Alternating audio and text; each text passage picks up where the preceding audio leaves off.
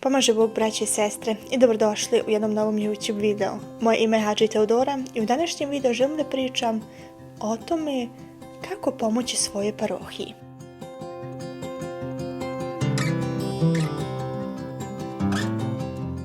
Nekoliko puta smo već pitali kako mogu da pomognem svojoj parohiji, kako mogu više biti aktivan u svojoj parohiji. Eto, sad sam odlučila da snimim taj video, dosta sam toga zapisala, misleći možda su to neke dobre ideje i sad želim jednostavno da malo pričamo o tome. Ono što uvijek prvenstveno mogu da kažem jeste, ako želite da se angažujete u parohiji, da pomognete parohiji, sad nevezano kako, da najprije odete vašem svešteniku, da ga pitate, pomaže Bog oče, da li ima negdje jednostavno potreba za pomoć i on će vam to reći. Ili odete po padi pa ispričate sa njom. Ono prvo na što ljudi uvijek misle kada se govori o pomoći parohiji jeste ta novčana pomoć. Naravno i to je neophodno za jednu parohiju i razmišljala sam o tome pa kako se to može novčano pomoći parohiji.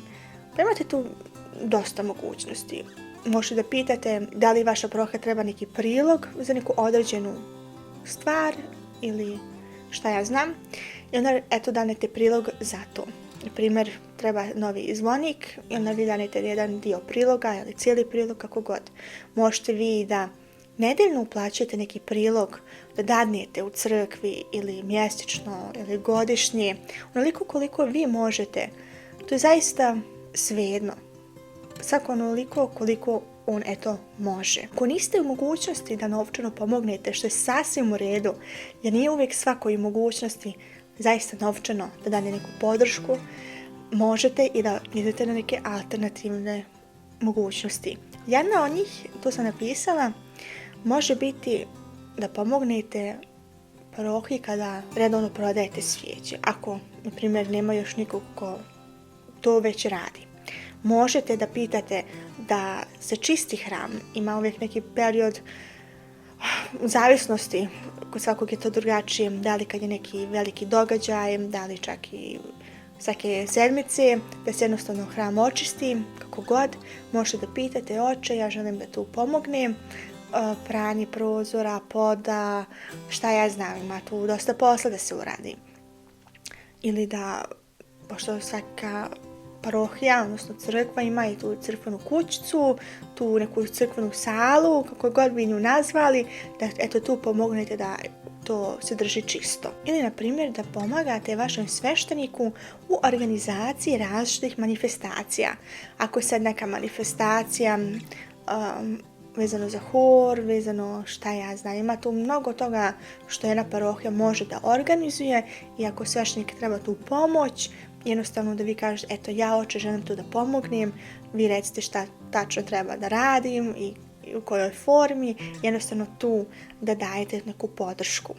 Naravno možete i da pomažete i u obnovi i sličnom, ne samo što se tiče financijskog aspekta, nego i fizičkog, da pomažete bukvalno u obnovi, kada se cigla po cigla stavlja, da vi kažete ja želim u tom da učestvujem.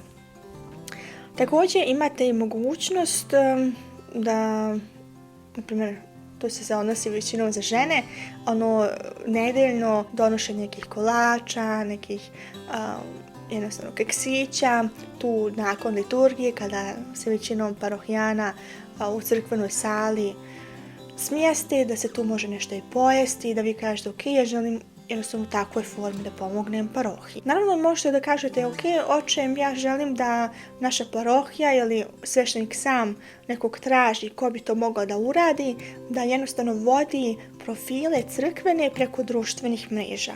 Pa vi sada imate taj Instagram profil crkve i vi ste ta osoba koja tu jednostavno obavlja novosti, bogosluženja i šta ja znam vezano sve za parohiju.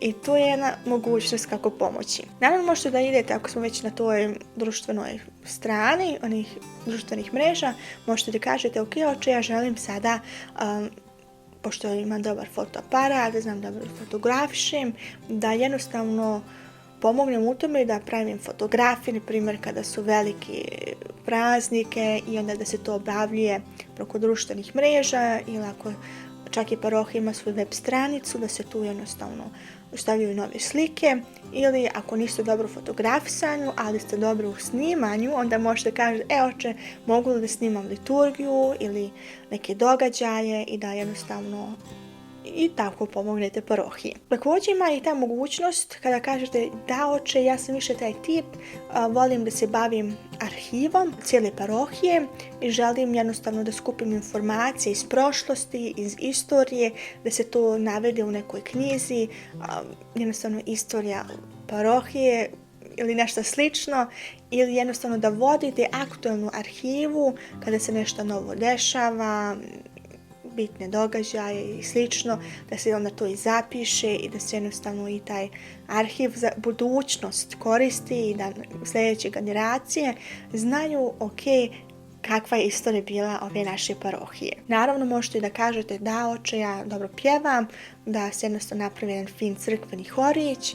Ne mora to biti mnogo ljudi, mogu biti manje, ako je veća parohija i veće, kako god, da se čak i vodi jedan profesionalni crkveni hor, kao što i mnoge parohije u današnje dobe imaju, tako da možete i da se ovakvim putem angažujete. Naravno imate i crkveni odbor i vi želite baš da budete neki član crkvenog odbora, možete tu da pitate sveštenika šta se tačno radi u crkvenom odboru, koja je njegova svrha i da li možete vi biti član takvog crkvenog odbora. Naravno ima i mogućnost da svešteniku direkt u oltaru pomažete, to se sad odnosi na muškarce, da jednostavno tu njemu prislužujete, da mu pomažete kada kadi, tako to znate sam kako to izgleda kada je liturgija, ili kada sveštenik ide od kuće do kuće, na primjer kada je vrijeme da se osvještavaju vodice, da se blagoslivaju hramovi i mnogo toga,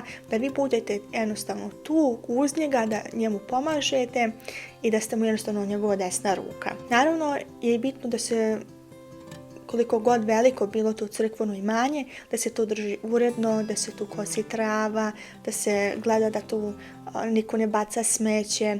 Jednostavno da ste u tom smislu pomoćnik i da jednostavno gledate da je sve uredno i čisto i da ništa ne stoji na putu. Ima i ovakva mogućnost. Kod svake parohije, zavisnosti gdje se nalazite, sad na primjer kada su neka manja mjesta, tu ima i crkveno groblje, da ste vi tu zaduženi, da je to uvijek čisto, da je urodno, da je trava pokošena, jednostavno da tu pomognete svešteniku. Ako ništa od toga vama ne odgovara, ali ste nekako kreativni i znate dobro je možda čak i da ikonopišete, imate čak i blagoslov pravljenje brojanica, da pravite taj ukras za slavske flaše. Ima tu dosta toga što se može jednostavno napraviti sa svojim 10 prstiju i da onda dobijete blagoslov, da se to prodaje i da se jednostavno tog priloga onda pomogne parohiji, na primjer. To je ono što sam sad ja vama mogla dati kao primjerak kako možete pomoći vašoj parohiji. Sigurno ima tu i mnogo toga što ja nisam navela, a možda vi imate i mnogo više ideja, tako da rado možete napisati dolje u komentarima. Ono što je najbitnije, šta god vi radili i kako god vi pomogli vašoj parohiji, da uvijek tražite blagoslov od sveštenika i da uvijek radite sa blagoslovom. Ja vam tu zaista govorim iz ličnog iskustva, jednom ću vam ispričati takvu jednu scenu koju sam ja imala, ali bitno je zaista uvijek se radi sa blagoslovom i ništa bez blagoslova. Onda će i rad mnogo biti lakši kada imate blagoslov.